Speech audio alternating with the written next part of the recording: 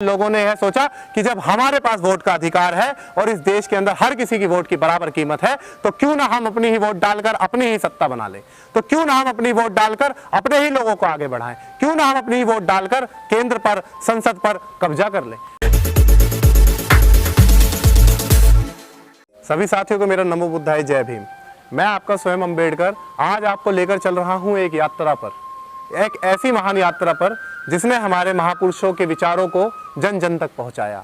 एक ऐसी महान यात्रा पर जिसने हमारे महापुरुषों के बताए हुए रास्ते को जन जन तक पहुंचाया, जिससे आज इस देश के अंदर दलित, पिछड़े, आदिवासी और तमाम गरीबों का भला हो रहा है। आज इस जगह जहां हम खड़े हैं, इस जगह का नाम है बहुजन प्रेरणा स्थल, जो मान्यवर साहेब कांशीराम जी को माननीय बहन कुमारी मायावती जी ने बनाकर समर्पित किया है। कांशीराम जी ने गरीब दलितों को जीने की एक राह दिखाई।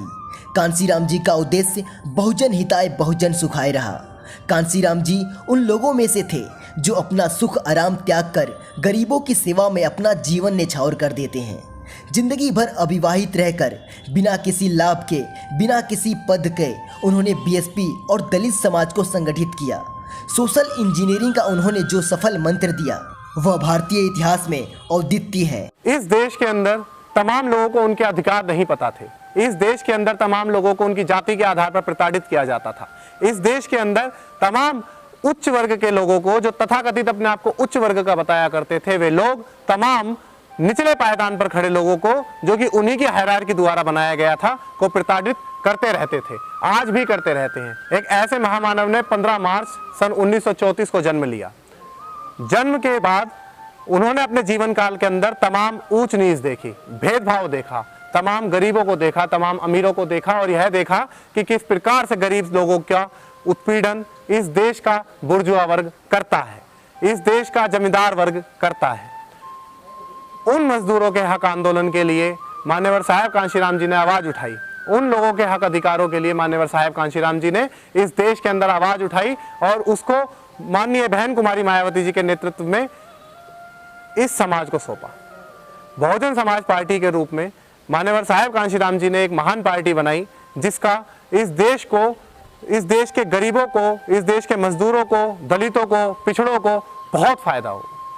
यह फायदा क्या हुआ कि उनकी एक राजनीतिक आवाज, जो राजनीतिक अनाथ के रूप में किसी समय में रहा करते थे, वो एक राजनीतिक आवाज में बदल गई।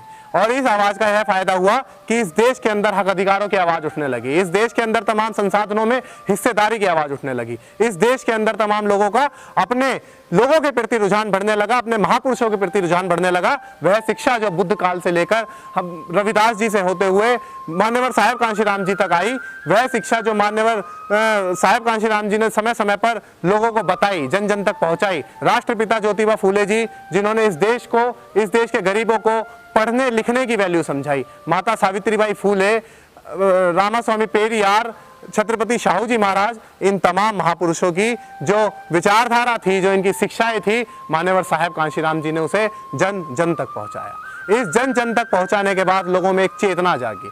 वह चेतना जागी तो लोग आगे बढ़ने लगे, लोग घरों से बाहर निकलने लगे। लोगों ने यह सोचा कि जब हमारे पास वोट का अधिकार है और इस देश के अंदर हर किसी की वोट की बराबर कीमत है, तो क्यों ना हम अपनी ही वोट डालकर अपनी ही सत्ता बना लें। तो क्यों ना हम अपनी वोट डालकर अपने ही लोगों को आगे बढ़ाएं, क्यों ना हम अपनी ही वोट डालकर केंद्र पर, संसद पर कब्जा कर लें। तो मान्यवर साहेब कांशीराम जी ने जन जन तक इस बात को पहुंचाया, और ना सिर्फ पहुंचाया, उत्तर प्रदेश के अंदर पूरे जनमानस को जागरूक करके, उनमें चेतना जगा करके इस देश के अंदर सत्ता का हस्तांतरण किया। 4 बार हमारी पार्टी बहुजन समाज पार्टी ने इस देश के अंदर सत्ता बनाई। मान्यवर साहेब कांशीराम जी ने इस देश के अंदर तमाम मजदूरों को, तमाम दलितों को, तमाम गरीबों को, तमाम पिछड़ों को यह बताया कि आप लोगों को जातियों में बांट दिया गया था।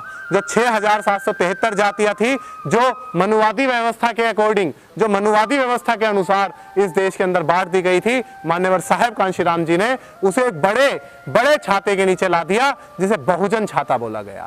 इस बड़े बहुजन छाते का फायदा यह हुआ कि इस देश के अंदर एनिहिलेशन ऑफ कास्ट की जो बाबा साहेब की किताब है, वह धरातल पर उतरने लगी, उसका धरातल पर असर दिखने लगा। तमाम जातियों के लोग, तमाम मजहबों के लोग एक साथ आने लगे और लोगों को समझाने लगे कि हमारी इस देश के अंदर केवल और केवल बराबरी की लड़ाई है। यही बराबरी की लड़ाई आगे बढ़ते हुए आज हम यहाँ पहुँचे हैं बहुजन प्रेरणा केंद्र, जो माननीय बहन कुमारी मायावती जी ने बनाया है। और इसी बहुजन प्रेरणा केंद्र से प्रेरणा लेकर आज हमारे समाज के लाखों करोड़ों युवा रात दिन समाज को जागरूक करने का कार्य करते हैं साथियों।